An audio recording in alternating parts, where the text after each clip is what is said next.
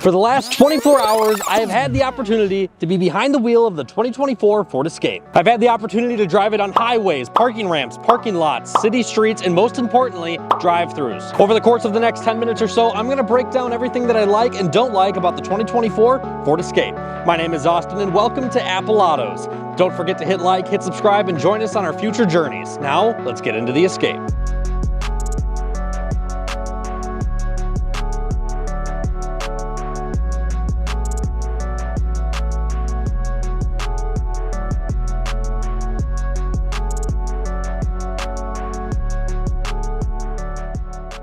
We're gonna start this video right up front where we can view this beautiful rapid red Escape. This is an ST line all-wheel drive with the 1.5 liter 3-cylinder EcoBoost turbo that I am going to be reviewing today.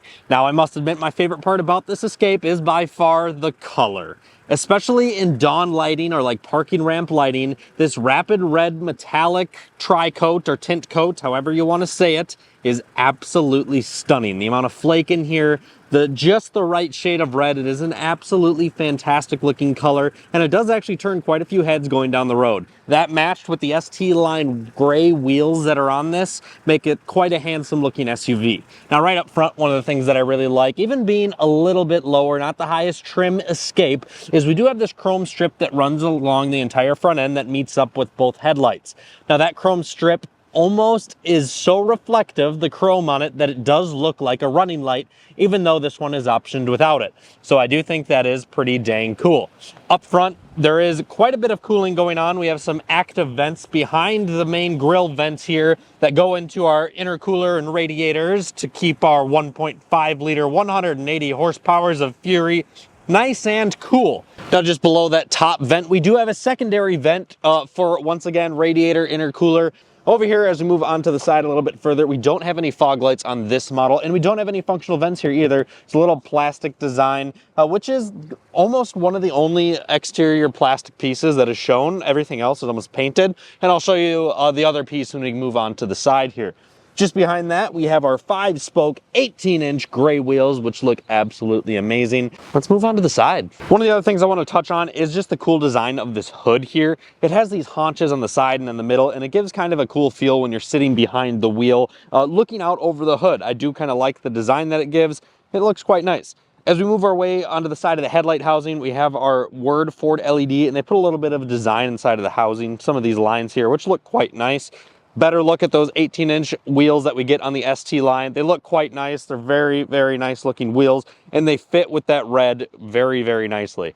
The second spot of exterior plastic is right here. We do not have painted mirror caps, but they do have heated functionality and blind spot assist, which is very helpful, especially when you're driving it around town or on the highway. Big spot of blind spot assist, very helpful feature. And as we move down a little bit lower, something I really like, and my favorite part on the side of the Escape here, is this whole design molding on the bottom half of the doors here.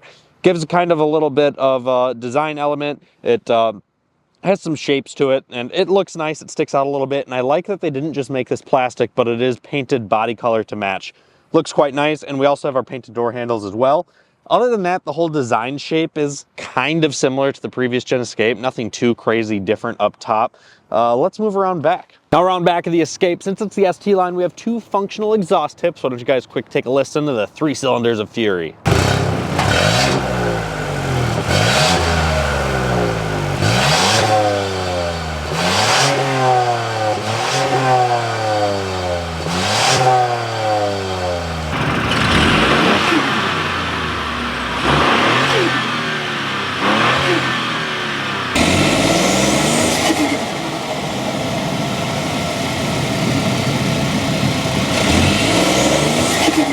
I truly don't understand how it makes any sense that this thing has such a cool sounding blow off. It sounds so good when you let your foot off the gas. Just this super cool out of the turbo. definitely a fun noise and something that I was not expecting at all hopping into the Escape here. The Bronco Sport, the 3-cylinder, does do quite a similar sound, and it's just kind of fun to listen to when you're behind the wheel and quick let off the gas. It's just kind of a fun sound that emits from the Escape here. Around back, I'm a big fan of these LED running lights. Kind of a cool design. I like the angularness of them. Makes it look a little bit sporty in back here. And they almost did like a diffuser design in the back bumper, the way that these reflectors kind of pop out. It does look pretty good. Parking sensors that are painted as well. They don't stick out too much when they align with the body colors there. And then we have some more painted body panels under the black plastic around our exhaust tips there, which is kind of exciting. As we open up the tailgate, we do have a power tailgate up and down here on the Escape, which is nice, and a massive cargo area with the availability to fold down those back seats. And if we open up this trunk compartment here, we have ourselves not a full-size spare tire, but a little bit more storage on areas that we can put stuff back here. Let's go ahead and hop inside of it. We're gonna start by sitting in the back, we're gonna sit in the front, and then I'm gonna tell you about my experiences being behind the wheel and driving this thing the last 24 hours. Hopping in back of the Ford Escape, I have the front seat where I am comfortable being 5'11", and being 5'11", sitting in back here, plenty of headroom, and that is even with the panoramic moonroof that this Escape offers, which is definitely nice. Now the seat quality is quite high. I'm a big fan of it. We have leather on the outside and this like cool designed cloth material on the inside, giving it a very comfortable spot to be. Now we do have the availability in the second row to move the seat forward and back, and we even have the availability to recline a little bit, giving it a very, very comfortable area to sit in. I can also fold down this area in the center. I get myself 2 cup holders and a spot to put my arm. When I shut the door here, my arm is in the perfect position to be nice and comfortable. I do have 2 vents for climate control and 2 USB Type-Cs to keep myself nice and charged up sitting in back. I am not going to lie, I'm pleasantly surprised at how comfortable the back seat of the Escape is. I could easily do a long road trip back here. I could sit back here however long. The quality of the seats is not down at all from the front. It's a super comfy area to be. They're not rock hard. Everything that I touch is soft materials. It's a really nice back seat in here. I'm a big fan of it. As we move our way to the front seat of the Ford Escape, the quality does go up a little bit in the sense that we have a very, very comfortable front seat. Super, super cushiony, supports you quite a bit. The steering wheel is like one of my favorite new vehicles. We have ourselves a nice flat bottom steering wheel with some aggressive bolsters, perforated leather with smooth leather on the top and bottom of this ST line, and the steering wheel feels amazing. Controls are super easy to use and similar from a lot of other Ford products. Now welcome behind the wheel of the Ford Escape with me, where I can talk to you what it has been like driving it for quite some time now. Now I'm going to tell you the things that I love most, and we'll follow that up with some things that I don't like, and then we're going to close out the video. Things that I love most, by far the comfort. I've been very, very impressed about how comfortable this little Escape is. Both the seats, the materials that you touch. There are some cheap materials throughout the interior of the Escape. However, all of the touch points, they put higher quality materials on to make it feel like a very premium interior, and it's always very comfortable, and everything that you are touching on a day-to-day basis is very comfortable and feels high quality, which is amazing. I really, really am happy with the interior and sitting position and overall driving around the Escape. When it comes to that, very, very nice. I'm also very happy with how aesthetically pleasing the interior is. Now with the red stitching everywhere, the large display, and all the just nice layouts of things, the materials that they used, makes it feel like a quite nice interior in here, which I'm a pretty big fan of. As you can see, they use this kind of like brushed stainless steel design here, which I am a big fan of. And for the fast food test, I went ahead and I put a drink inside of here, and something that I kind of like is whether you have a big cup or a small cup, the way that these little nubs inside of here work is they use pressure, so it'll keep your cup tight no matter the size of your cup, which is very nice. It does not move around, which is pretty dang slick. Now the other points I really like, or like I brought up earlier, the carbon fiber makes it look very aesthetically pleasing. The flat bottom steering wheel with the red stitching and the perforated leather with the smoother leather up top, very, very high quality. Where you put your arm over here is wrapped in leather. We have plastic right above it, but I don't touch right there. I touch right here. Carbon fiber right up where you would grab your door handle with aluminum painted door handle here.